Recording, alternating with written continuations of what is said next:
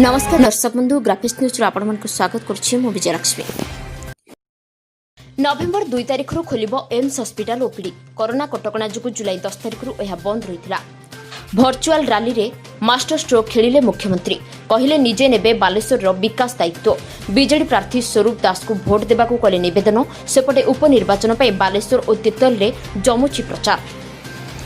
महाराष्ट्र रे पुणी जारी हैला लॉकडाउन। नवेम्बर 30 तारिख पर्यंत महाराष्ट्र रे लॉकडाउन कटकणा जारी रहबो बोली सेठाकार राज्य सरकार घोषणा करिसेंती।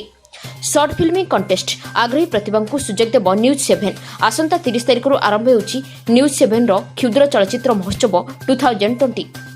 सरकार को बड़ निष्पत्ति। पियाज विहन रप्तानी उपरे तुरंत प्रतिबंधक लगाइले केंद्र सरकार। कोरोना काल रे रेकर्ड सामग्री बिकिला स्मार्टफोन और इलेक्ट्रोनिक उत्पादन निर्माताकारी दक्षिण कोरियार कंपनी सैमसंग। सेप्टेम्बर त्रैमासिक लाभ 59% वृद्धि।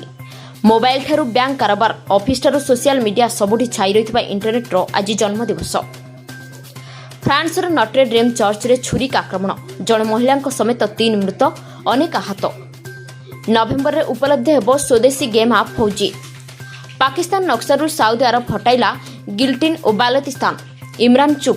विश्वास आपण को आम भिडियोटी निश्चित भल लगी आमको लाइक शेयर कमेंट और सब्सक्राइब करने को जमा भूलते नहीं। लेटेस्ट अपडेट पे देखो ग्राफिक्स न्यूज।